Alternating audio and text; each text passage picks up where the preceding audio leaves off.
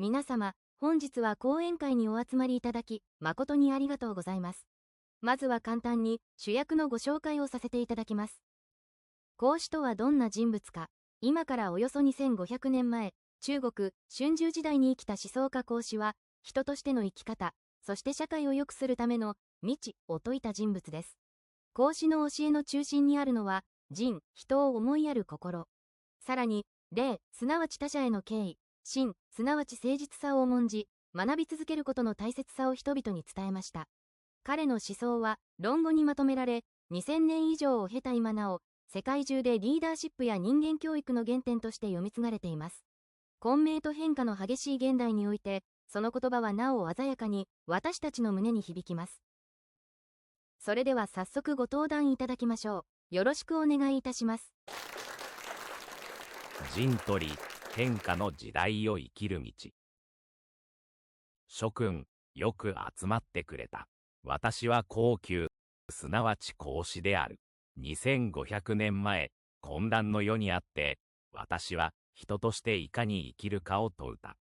そして今、再び混乱の時代によみがえり、諸君に問いたい。あなたは何のために働いているのかと。理を求めることは悪ではない。現代の社会は目まぐるしく変わる。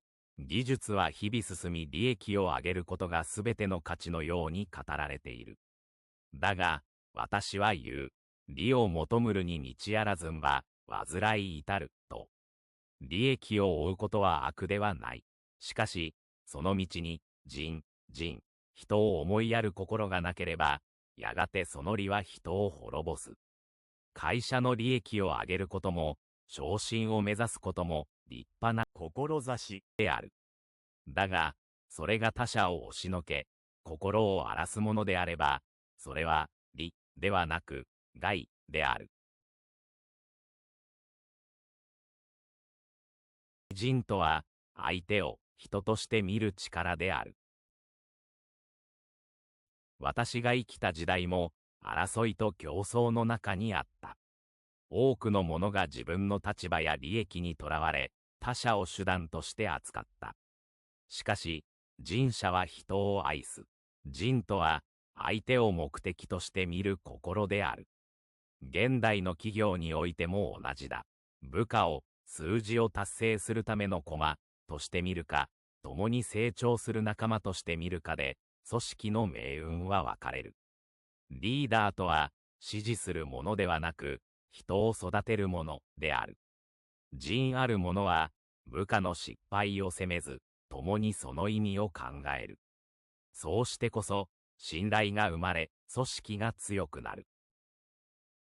変化を恐れず、原理を忘れるな。諸君、時代は早く流れる。AI が語り、ロボットが働き、国境は消えつつある。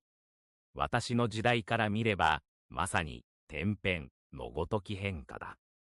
だが、変わらぬものがある。それは、人の心である。どれほどテクノロジーが進もうとも、人は認められたい、感謝されたい、愛されたいという願いを抱いている。その心を理解し、大切にする者が、どんな時代にもリーダーとなる。故に、変化を恐れるな。ただし、原理人を大切にする、という根を忘れてはならぬ。枝葉は変わっても、根を失えば、木は倒れる。己を磨く者、組織を照らす。私は弟子たちにこう教えた。君子は器ならず。つまり、君子優れた人とは、単なる道具のように一つの機能だけを果たす存在ではない。現代のビジネスマンもまた、ただの役職や職能ではない。学び続け、考え続け、自らを磨くものであれ。AI の知恵も、情報の洪水も、最終の判断を下すのは人間の心だ。その心を鍛えるのが、学びであり、顧みることだ。私は毎日こう問うた。己に勝ちて霊に治る。自分の心を見つめ、昨日より少しでも正しくあろうとするそれが、最大の自己成長である。未来を作るのは真である。諸君、最後に一つ問う。あなたの周りにはどれだけ真があるか。真とは信用であり、信頼であり、信念である。真を失えば、どんなに巧みな戦略も崩れる。真を得れば、たとえ苦境にあっても人はついてくる。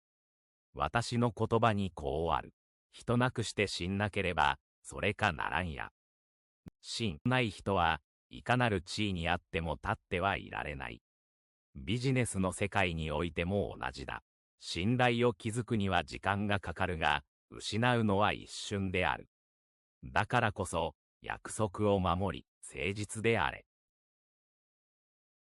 真と理は共に生きる。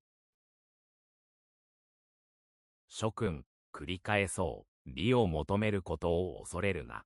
だが、その理は、真によって導かれねばならぬ。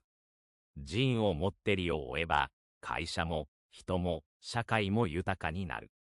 それこそが、古代から現代へと続く、道、である。諸君、今日から一歩、真あるビジネスパーソンとして歩み出してほしい。それが、私講師からの願いである。貴重なお話ありがとうございました。最後に、本日の内容をまとめておきます。本日の講演は以上となります。参考になった、もっと見たいと思った方は、チャンネル登録、高評価、お願いします。